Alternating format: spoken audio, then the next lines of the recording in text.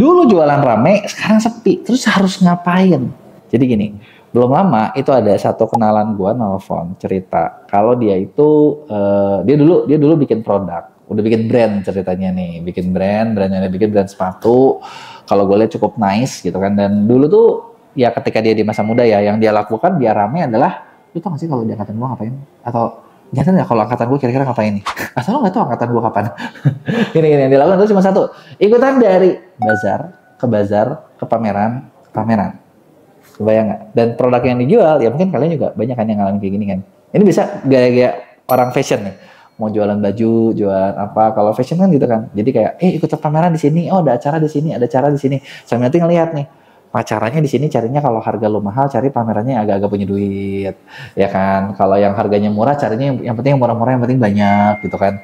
Dan bersaing tuh dari pameran ke pameran ke pameran ke pameran, gitu kan. Biar produknya dikenal, biar brandnya dikenal, gitu kan. Nah, dia dulu cerita dulu kayak gitu, udah gitu mulai ngejamanin online. Online ini tau nggak ngapain? Udah tahu kan, main IG kalau gaya fashion, ya nggak? Yang dijual adalah produknya hard selling. Nanti orang-orang tuh pada nge-WA gitu kan, mau dong barang ini, mau dong itu, mau dong ini, mau dong itu. Dan ceritanya adalah orang ini setelah dia bikin, ya udah gitu kan, biasa ya, sekarang umurnya udah 30-an, hampir 40-an, hampir ke 40, 30 tengah something, udah mulai akhirnya punya anak, married, punya anak, nggak kekerjain. Dan terus tanpa sadar kayak, sebentar, dulu gue jualan kayak gini, produk gue laku, kok tahu-tahu sekarang hilang gitu kan. Nah, gue mau tahu ada nggak di antara kalian yang ngalamin kayak gitu? Nah, kalau ada, gue mau kasih tahu beberapa tips yang bisa bikin jualan lo lebih rame. Ya, oke. Terus dia nanya ke gue, terus gimana? Gue bilangnya, gue tanya balik. Sesimpel kayak gini, oke, gue mau tanya, lu sekarang kalau udah sadar kan harus di online. Pertanyaan gue adalah, lu punya tim nggak buat bikin ngerjainnya? Atau tim lu cuma ngerjain tim packing doang? Dan mayoritas ternyata yang gue temuin adalah mereka cuma punya tim packing doang. Oke, artinya kalau gitu lu motornya lu nggak punya tim sama sekali. Nah, terus harus ngapain nih biar laku gitu ya? Nah, sebenarnya kalau misalnya gue jadi dia, yang gue bakal lakuin pertama adalah gue bakal lihat dulu produk gue. Karena gini, banyak orang ngerasa barang gue bagus kok, barang gue murah kok, orang terjangkau kok. Benar, lu harus klasifikasiin dulu produk lu tuh dibelinya sama siapa. Kalau lu udah pernah jual selama ini, paling gampang ada gini, coba deh lu perhatiin mayoritas pembeli lu umurannya berapa, penghasilannya berapa, biar lu kebayang. Karena gini, sering banyak orang kayak yang temen gue juga ngerasa, barang gue cocok lo buat anak muda. Bentar, harganya berapa? Sepatu hampir 400.000. Waduh, kayaknya kagak cocok kakak.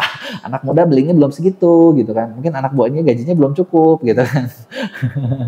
Nah, jadinya kan kalian harus sadar dulu nih harganya di berapa. Karena dengan harganya berapa lo tahu. Jadi klasifikasiin dulu pembeli lo di mana.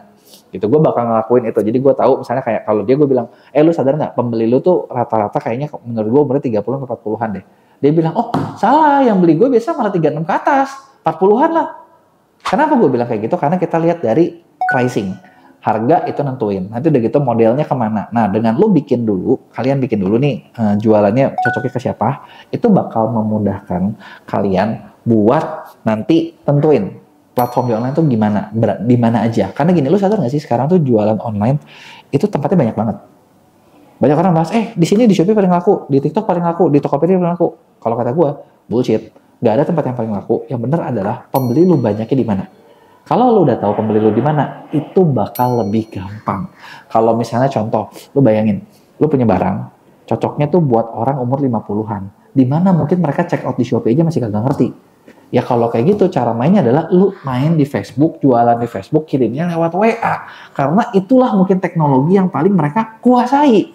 Bener nggak? Nah, jadi lu klasifikasiin dulu, gitu kan. Kalau udah klasifikasiin, baru deh lu tentuin, oke, gue udah tahu nih barang gue kesini, udah gue jualnya di mana. Kalau yang kasus orang ini adalah dia mau cobanya di Shopee. Nah, kalau di Shopee terus harus gimana nih? Oh, kalau di Shopee sekarang kita bikin dulu tokonya. Nah, tokonya kayak gimana? Disesuaiin dong.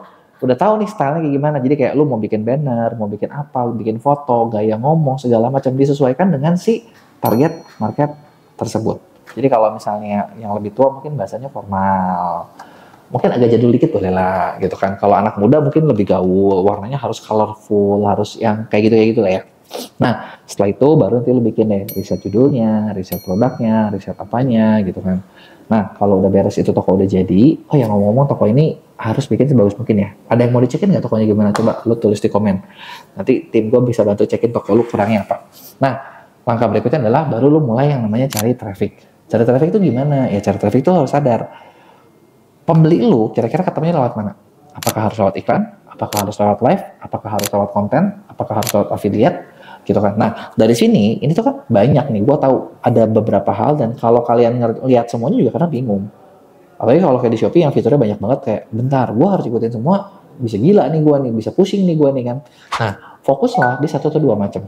Gitu. Itu kalau menurut gue yang paling gampang dilakuin kayak gitu. Nah, sebenarnya buat lebih gampang tuh ini tuh bisa jadi toko lu dibedah perlunya. Kita punya program pendampingan nih ya yang bakal ngebedahin kayak ngaturin scheduling lu tuh bagusnya dari mana. Itu bakal sangat memudahkan banget gitu kan. Nah, kalau udah lu cobain fokusin satu hal. Misalnya deh yang simpel ya.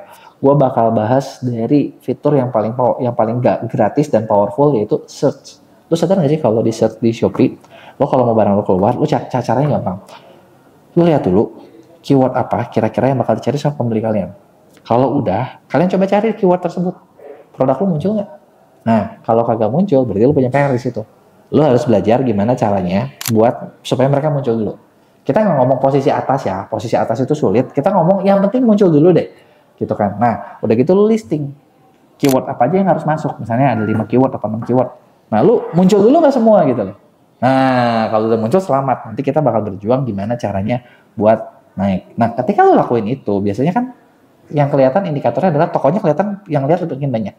Yang lihat makin banyak, kemungkinan dibeli makin tinggi. Dengan ada kemungkinan dibeli, disitulah caranya lu jualan online pertama. Gitu. Nggak susah kan?